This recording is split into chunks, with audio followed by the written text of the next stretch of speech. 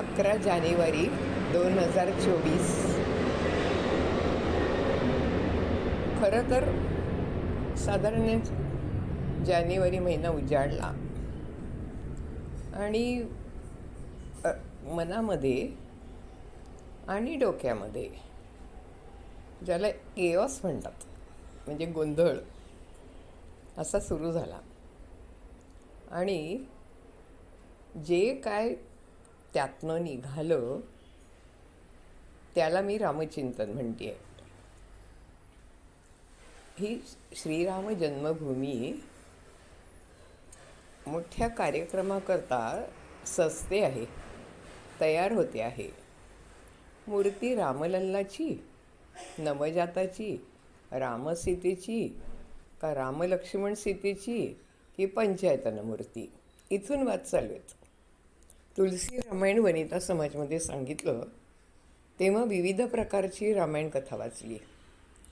रामानंद सागरांच्या रामायण मालिकेच्या सुरुवातीला संदर्भ ग्रंथांची यादी येते.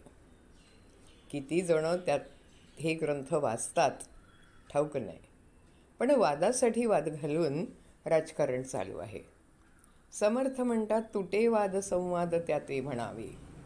रामजन्माच्या वेळी कौसल्याचा अनुभव तुलसीदास वर्णन करतात. जन्मतः त्या छोट्या बालकानं मातेला नेत्रदीपक दर्शन दिलं, आपलं परब्रह्मरूप दाखवलं. तिनेच भगवंताकडे मागणी केली होती, तुझ्यासारखं अपत्य मला दे आणि माझ्या स्त्रीजन्माचं सार्थक कर. मी शब्द पाळलाय हे त्या परब्रह्मानं पटवलं.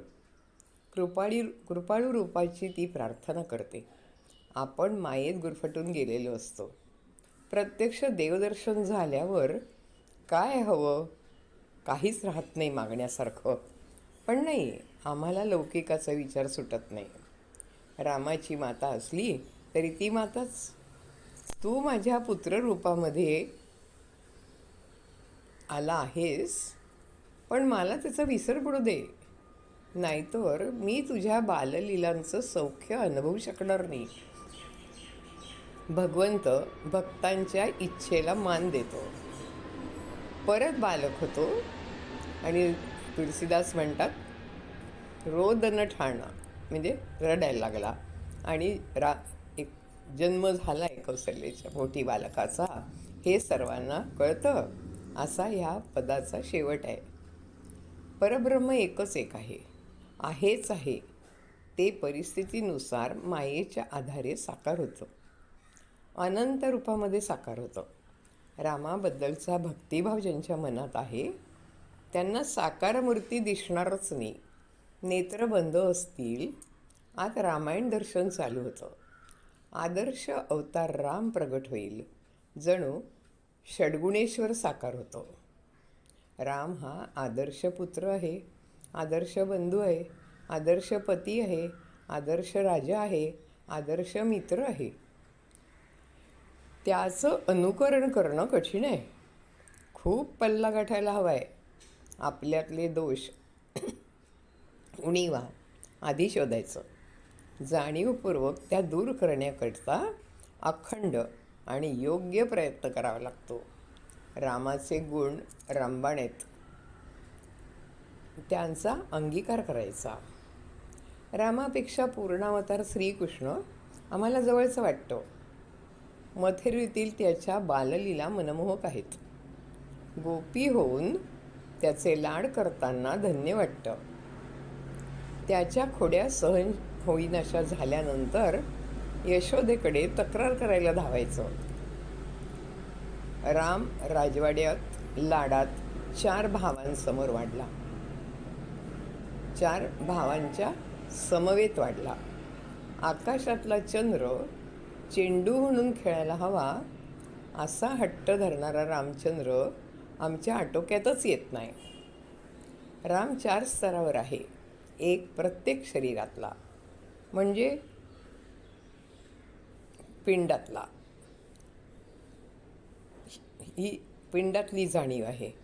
दुसरा, आपण ज्याला जगात पाहतो ते ब्रह्मांड, त्यातील अंतरात्मा तिसरा आणि सगुण मूर्तीमध्ये आमचा भाव भरतो तो दशरथ पुत्र राम. आणि चौथा महत्त्वाचा राम जो निराकार असला तरी वरच्या 3 रूपामध्ये साकार होतो.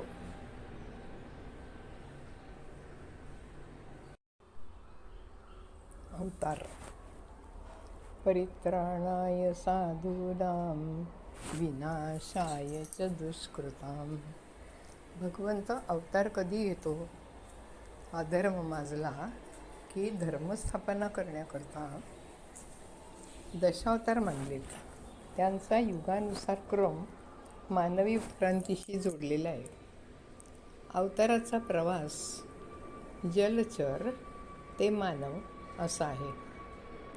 4 युगे झाली की कल्पांत होतो. ही काळानुसार व्यवस्था आहे. युगांत म्हणजे पंचमहाभूतांचा प्रलय होतो. कल्पांतात 3 गुणात्मक देवही लय पावतात. मानव ही सर्वश्रेष्ठ परिपूर्ण योनी. 9 महिने गर्भावस्था, जन्म, पाठ, पोट, 1.5 पाय, 2 हात यांचा आधार घेत हळूहळू 2 पायांवर तो उभा राहतो. पाठीचा कणा आडवा असतो, तो उभा होतो. बाल्य, कौमार्य, तारुण्य, प्रौढत्व, वृद्धत्व अशा अवस्थांमधून तो जातो. आयुर्वेदानं मानवी उत्क्रांतीशी गर्भावस्थेच्या अवस्था जोडल्या आहेत. सत्ययुग हे सगळे पहिले अवतार आहेत. त्रेतायुगामध्ये राम आहे, द्वापार युगामध्ये कृष्ण आहे आणि कलियुगामध्ये बुद्ध आणि कलंकी आहेत. कल्पांत होईपर्यंत युग एकामागून एक येतात. मानवी जन्ममृत्यू ब्रह्मदेवाच्या दिवसरात्रीप्रमाणे आहेत. आकाशात वायूचा संचार असतो. चैतन्यरूपी तेज प्रवाही होतं आणि जलरूपात दिसतं.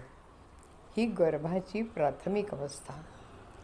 याची सांगड पहिल्या अवतारांशी म्हणजे मत्स्यावताराशी घातली जाईल. गर्भजलामध्ये हा पाण्याचा बुडबुडा तरंगत राहतो. पाणी अळत गेलं की पृथ्वी तत्व स्पष्ट प्रगट होतं. कूर्मावतार हा उभयचर आहे. कवचाखाली अवयव तयार होतात. एरवी आत ओढून घेतलेले हात, पाय, डोकं पोहताना बाहेर काढले जातात. मासा पाणी तोंडानं आत घेतो, त्यातला प्राणवायू काढून घेऊन उरलेलं पाणी बाहेर टाकतो. ही क्रिया जलद सतत चालते. कासवाची श्वसनगती अत्यंत संथ आहे. दोन्हीत हृदयाची धडधड नाही. अंडज खाणीत हे अवतार मोडतात. मकरकुंडले आणि मंदिरात कासाची प्रतिकृती आपल्याला दिसते. तिसरा वराह अवतार. जारज खाणींचा प्रारंभ. हृदय अस्तित्व दाखवं लागतं. जड, पाषाण, उद्भिज वनस्पती, स्वेदज कुर्मी कीटक या खाणींनंतर अंडज खाणीमधील पक्षी अवतरतात. वराह प्राणी प्रतिनिधी, तर चौथा अवतार नारसिंह प्राणी आणि मानव यातला दुवा. गर्भाला स्वतंत्र अवयव आणि लिंग निश्चिती क्रमाने होत जाते. हे अवतार फक्त विशिष्ट कार्यासाठी झाले. चोरीने नेलेले वेद मत्स्यरूपाने शोधले. कासवाने समुद्रमंथनावेळी मंदार पर्वताला आधार दिला. हिरण्यकश्यपूचं पोट तीक्ष्ण नखांनी फाडल्यावर नरहरी गुप्त झाला. गर्भाला या काळात जास्त जपावं लागतं. 5व्या अवतारापासून मानवी उत्क्रांतीच्या अवस्था दिसू लागतात. वामन अवतार बाल्यदर्शक आहे. बळीराजा राक्षस कुळातला आहे. त्याचा अहंकार वामनाने पाताळात दाबला. हे जरी खरं असलं तरी त्याने वर मागितला म्हणून त्याच्या द्वारी पार्षद म्हणजे पहारकरी रूपामध्ये तो कायम सेवेत आहे. यानंतर अवताराच्या जन्मापासून कथा येतात. परशुरामाचा ब्राह्मण वर्ण पण निक्षत्रिय पृथ्वी करण्यासाठी क्षत्रिय वर्ण असलेला हा चिरंजीव अवतार. परशुरामाची मंदिरं कमी आहेत. चित्तपावन कोकणस्थांचं हे दैवत आहे. सातवा अवतार राम. 7व्या महिन्यात गर्भाची वाढ पूर्ण झालेली असते. गर्भ बाहेर पडला तर जगू शकतो. आपण रामचिंतन करीत आहोत. क्षत्रिय वर्णाचा हा राजा ब्राह्मण वर्णाप्रमाणे वागतो. तर पुढचा अवतार बंदीखान्यामध्ये जन्मतो. क्षत्रिय वर्णाचा असून बालवयामध्ये तो गोपालन करतो. वैश्यवर्ण अंगीकारतो. कृष्णाचा पूर्ण अवतार आहे. द्वापारे युगातील हा उच्चांक बिंदू आहे. पुढचे दोन्ही अवतार कलियुगातले. परतीचा प्रवास सुरू झाला. सिद्धार्थ क्षत्रिय वर्णात जन्माला असला तरी सर्व संग परित्याग त्यानं तारुण्यात केला. हा ज्ञानावतार आहे. सोहमभाव आहे.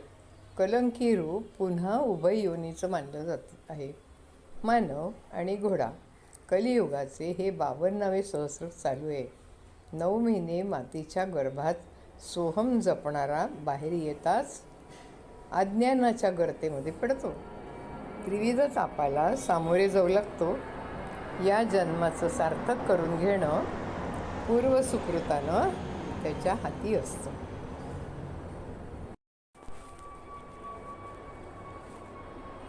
अवताराची कारणं आणि अवतार कसा झाला याबद्दलही विवेचन चरित्र सुरू करण्यापूर्वी असतं. भावार्थ रामायणात प्रत्येक घटनेचं मूळ पूर्व इतिहासाशी जोडलेलं आहे. भक्तांसाठी देव धावून जातो. भक्ताची इच्छा पूर्ण करतो. कुणाला तरी शाप दिल्यावर उशाप देतो. त्याच्या उद्धारासाठी प्रगट होतो. मनु देवहूतीला खडतर तपश्चर्येनंतर देवदर्शन घडतं. पुरुष मुळात मुक्त असतो. माया त्याला अडकवते. इथेही तेच होतं. मातृत्वाचा मान राखण्यासाठी या दोघांचा पुत्र म्हणून अवतार घेण्याची जबाबदारी भगवंतावर येते. एवढं कारण नाही पुरत. विनायश दुष्कृताम हेही हवं. ती पण सोय होते. सप्तऋषी विष्णूला भेटायला येतात. त्यांना दरवाजावरतीचे पहारेकरी जय विजय अडवतात. कर्तव्य तत्परतेनं ऋषींच्या क्रोधाची शिकार बनतात. 3 जन्म राक्षस योनीत जोडीने जन्म घ्यावा लागतो. भगवंत उशाप देतो. माझ्या हातून मृत्यू येईल आणि मुक्ती मिळेल. रावण कुंभकर्ण यांच्या रूपातील जय विजयासाठी रामजन्माचं प्रयोजन होतं. रामावतार सिद्ध होण्यासाठी अन्य पात्रे पार्श्वभूमी या संदर्भात अनेक कथा रामायणात येतात. सर्व तयारी झाल्यावर रामावतार होतो. अवतारांचा जन्म जरी जारज असला तरी ते स्वरूप वेगळं असतं. अगस्ती, कौरव, पांडव, मच्छिंद्रनाथ, गोरखनाथ इत्यादी कथा पुराणात येतात.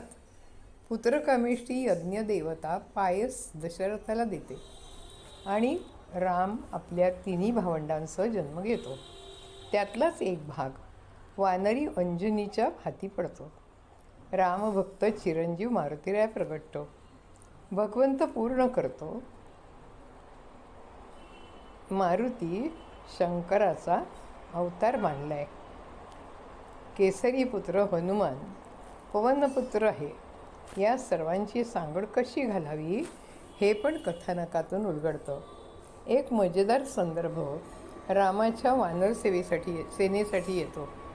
नारद मुनींनी भगवंताला दिलेल्या शापाची कथा थोडक्यात अशी. नारद मुनींना विवाह करण्याची इच्छा होते.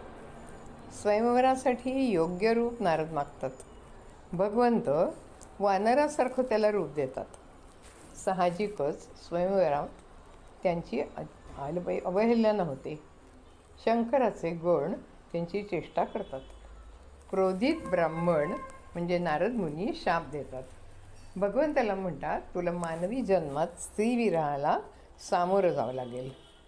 नंतर पश्चाताप झाला तरी भक्ताचा शब्द पाळावाच लागतो.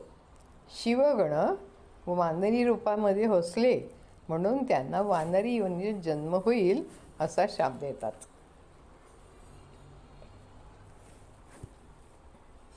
सोमवार 22 जानेवारी 2024 आपल्या दृष्टीनं अत्यंत जिव्हाळ्याचा दिवस. लौकिक अर्थानं पारमार्थिक दीपवाली. योग संस्कार सुधा वर्ग सोमवारी 3 ते 5 सध्या ऑनलाईन असतो.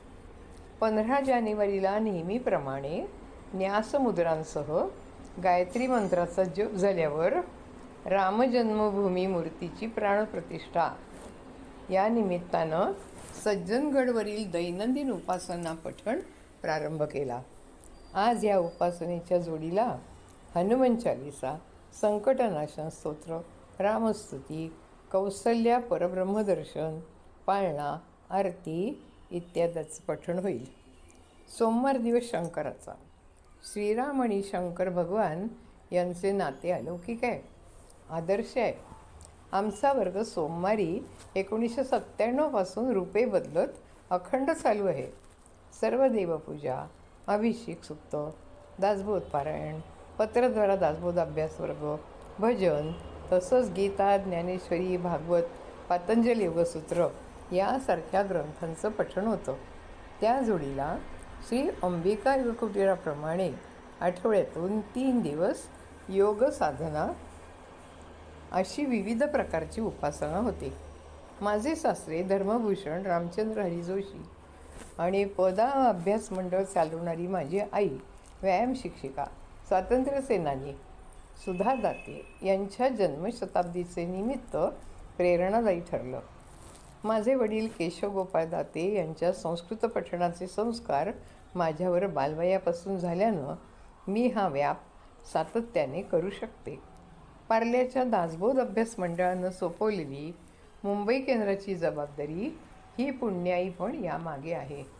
सोमवार म्हटलं की एक व्यावसायिक जीवनातली गोष्ट प्रकर्षाने आठवते. लेदर पॉलिटेक्निकमधील सोमवारचा खास वर्ग. रतन वालामीलकर शाळेमध्ये कॉमर्स शिकवताना मुलांचे व्यक्तिमत्व घडवत असताना मी पण घडत गेले. हा अनुभव गाठीशी होता. टॅनिंग आणि लेदर गुड्स मॅन्युफॅक्चरिंग डिप्लोमा विद्यार्थी संख्येने कमी असल्यानं संगीत, नाट्य, वक्तृत्व, शब्दभांडार, बुद्धीला चालना यासारखे अनेक उपक्रम दर सोमवारी घेता आले. वरिष्ठांचं मार्गदर्शन आणि सहभागींची साथ मिळाली म्हणून व्यापाचं वैभव प्राप्त झालं. नाशिक ही रामभूमी.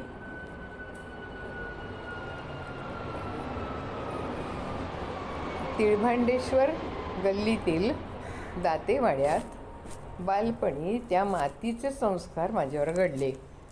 भक्कम पाया घातला गेला. योगायोग असतो. बरेच वर्षांनी पुन्हा तुलसी रामायण नित्यपठण सुरू झाले. लवकुशाकांडासह वेगळंच सार्थ तुलसी रामायण माझ्या संग्रही आहे. ते वाचताना त्याचंही स्मरण होईल. रामचिंतन मागची प्रेरणा आणि श्रीरामाचा आशीर्वाद मनात राखत वाटचाल करूया.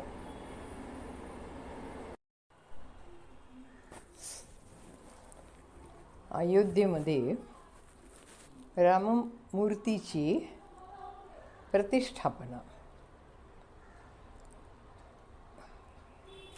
कल्पनाच अलौकिक आहे. कालचा संपूर्ण दिवस एका वेगळ्या विश्वात, विचारात, भावनेत कसा गेला कळलंच नाही. आज रामचिंतनासाठी ही पार्श्वभूमी असल्यानं विवेचन काय करावं हे समजत नाही. काळाराम, नाशिकचं वैभव, त्यामुळे बालकरामाचा रंग खटकला नाही. मंदिरात राम म्हणजे पंचायतन मूर्ती असं बालवयापासून मनावर ठसलंय. का माहीत नाही.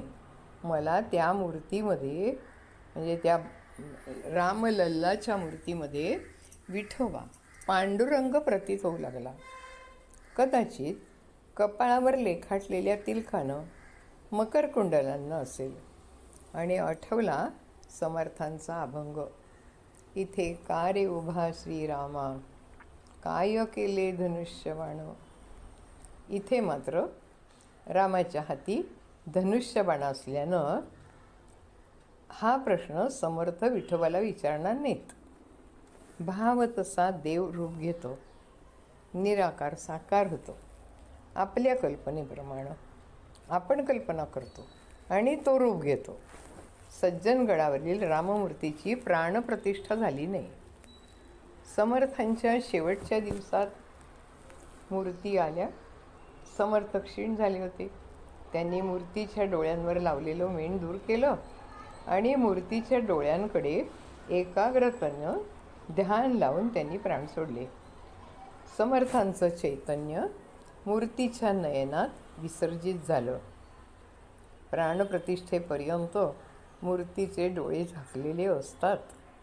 गडावरच्या मूर्तीच्या मध्ये समर्थांनीच प्राणप्रतिष्ठा केलेली आहे.